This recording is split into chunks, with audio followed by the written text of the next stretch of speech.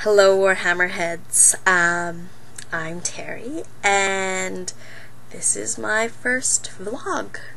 I've decided to do some video content for my blog site because I think I'm better in person, and it's one thing to wax philosophically on composition, but it's a completely different thing to have a fun kind of shopping blog and show off the merch I bought for painting my army that I'm completely redoing, and I think this is probably the best medium for it, so here it is.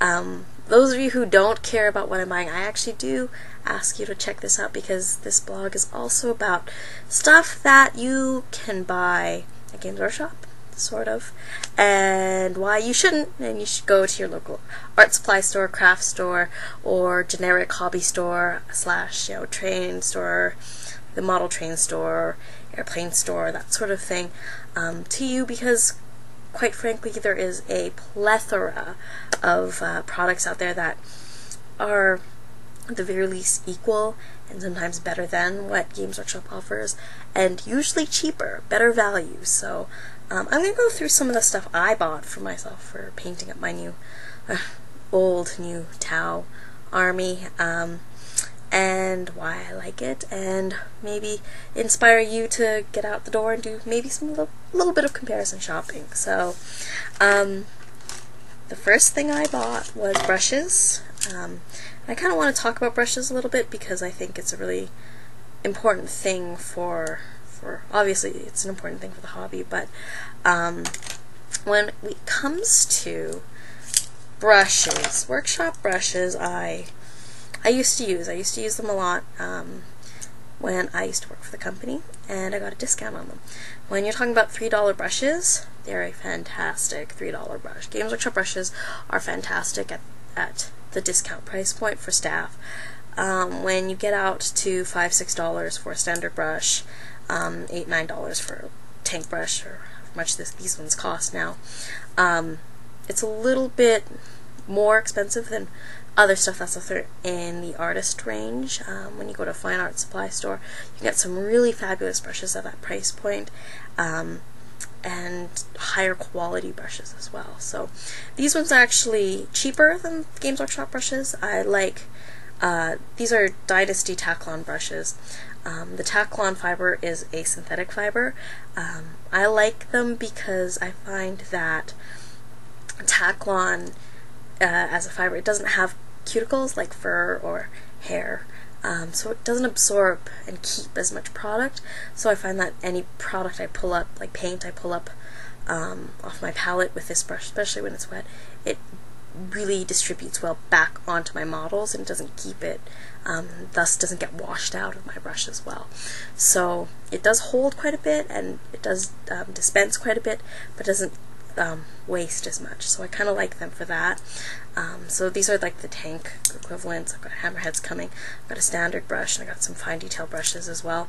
The other thing I like about synthetic brushes is that synthetic bristles can be reshaped. I actually stumbled upon a makeup blog that was showing how to reshape your makeup brushes, but obviously works well for model brushes too, and I might share that later on when I do have a splayed brush. So Taklon brushes. Now the other thing is I bought these for like $4 each. This one was like $3.50, $4, and these ones were $3 each. So these are, again, at the lower price point than the workshop brushes. Very good brushes for what I'm going to use them for. And the other ones I brought were these student brushes. Now these are a lot longer. So here's my little tank brush here, and you can see there's quite a bit. Let me push that out there. There's quite a bit of, like, there's an extra 3 inches or so on the ends. I'm probably going to cut them off there. But the bristles are really cheap, like super stiff and super frayed already. I'm going to dry brush with these brushes. Now I'm going to go and so this is the one I'm going to turn into this is my dry brush. I'm going to cut the ends off of this one and actually make it a stippling brush. And this one I'm probably going to keep as a large dry brush. I might trim it down a little bit so I can use it for both, but This was $1.50. This was 95 cents. This was 65 cents. Games Workshop cannot make dry brushes for that cheap. So if you are going to get some dry brushes, you don't have wrecked brushes at home and use as dry brushes, go to your artist supply store, get the cheap student brushes, sketching brushes, if you will, and pick them up, because they are cheap and fantastic for the kind of crap you're going to put them through. The other thing I got at the artist supply store was this. It's a brush tube. Now, I'm going to show you, it's an expanding brush tube, so you can turn it down to this size, or you can spread it out to the size of your brushes. Now, I like this because I travel a lot with my brushes. As I travel a lot for tournaments, I travel just to see people. It's nice to have something to put your brushes in for carry on, because they do get damaged. They can get the bristles messed up, and you don't want that. So I take my brush tube and I actually tie my brushes in a way that protects them. So there's my brushes. I'll put them all together, and I'll take one of my longer brushes and I'll actually tie it out so that its end kind of sticks out above the rest of them, and its bristles are protected by all these handles. I'll take a hair tie, or I guess it'd be an elastic or rubber band for guys who don't have super long hair and don't tie it back. And you just wind it up and you elastic them up. By doing it this way, you can really protect your brushes. Let me do this quickly here. And basically, that little excess handle you left sticking out will keep your bristles from getting bent in the brush tube. So, let me pull this off here. I'll stick it in the tube. So, there's my rubber band. There's my little handle sticking out.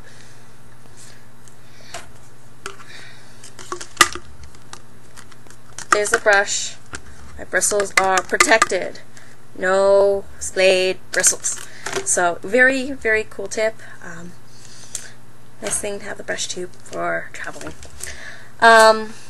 So, brushes, brush tube, wet palette. I lost mine. I packed up a whole bunch of my stuff when I kind of stopped painting and stuff, and had a kid and didn't want her to get in everything, so had to get a new wet palette.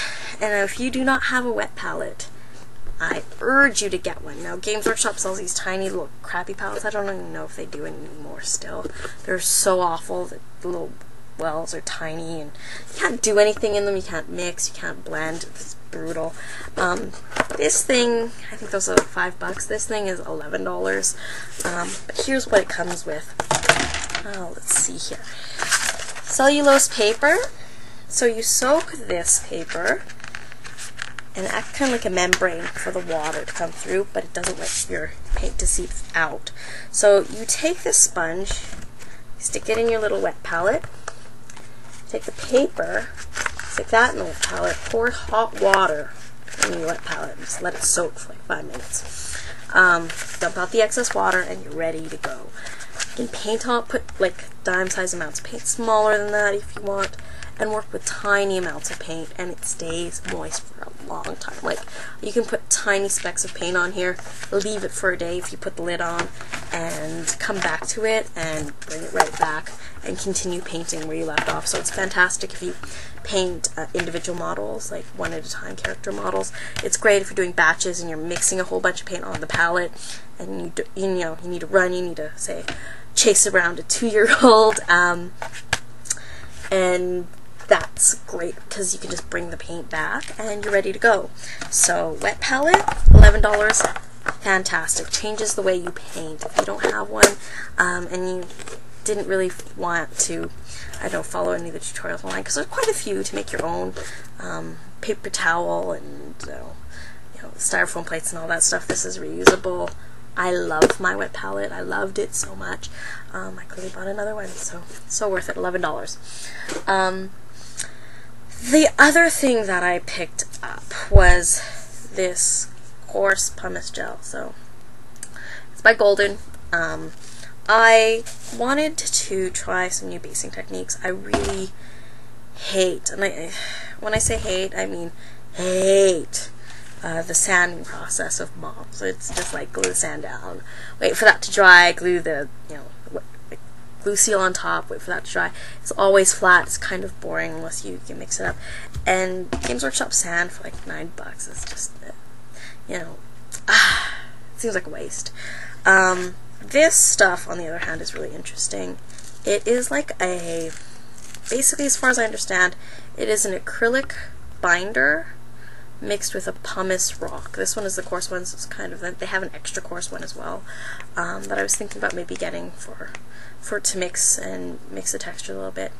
But I like this stuff because if you actually look at it, it's buildable. You can kind of build it up. So I'm gonna pull some more up. It's very thick. Like, I can hold it upside down and shake it. It's not gonna come off. And it builds up. It's wet products, like playing with wet sand. Now, as an acrylic product, you can mix it with acrylic paint, and it won't actually distort any of the properties of this product. So you can mix it up with the paint and let it dry, and it'll still dry stiff and hard, like a rock. This stuff is amazing. I'm gonna link the YouTube video of the manufacturer. They have this product, and it shows how it paints over as well. It was mixed with colors.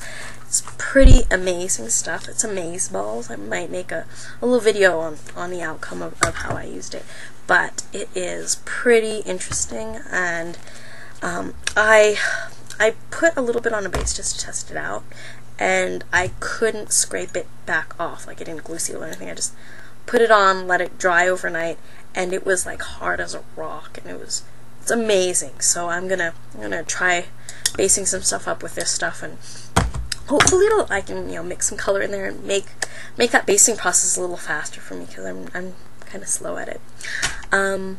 So there's that. And the other thing I picked up was pinning. These pinning rods here. I bought these at my train store, the local model train store or whatever. They sell these rods, and what's cool about these rods is they actually measure them and give you the diameter of the rod. These ones are 1/16" rods. There's 3 of them. 1, 2, 3, boing. And they are 3 feet long, so I got 9 feet of stuff. Now, if you pin your models with paper clips, shame on you. Paper clips have a nebulous diameter, and if you're using the Games Workshop bits that also have nebulous diameters, shame on you again, because really that stuff, if you're not going to pin a tight fit, really, why are you bothering to pin? So I got these, which is a drill bit to fit exactly this rod perfectly. $2. These, 3 of them, 9 feet of rod, was $3, $5 total. I'm ready to pin, I'm ready to go. So that's my haul, if you will. If you are interested in seeing some of the results, I'm probably going to post pictures, but I think I'll do some stuff with the Pumice Gel pretty quick here. Maybe start some bases next week and show you the results, because I am thrilled and kind of excited about this stuff. Also because this stuff is like $15. You get a pretty big can, and I do a lot of bases with this. One of these of Games Workshop sand is like freaking $9. And if you buy the Games Workshop glue, which if you do, shame on you, it's pretty, you know, really, why don't you just buy this stuff and play with it? Also, here's the base I did with it. You can kind of see I built it up on one side. It dries like that. I could have really built it up into some higher peaks, but I just wanted to see how it looked. But here, listen. That's me trying to scrape it off. It won't come off. It is hard as concrete, this stuff. It's amazing. So check it out. I'm going to try to do some bases and see what kind of wacky stuff I can do with it. So hopefully I'll see you soon. Alright, bye.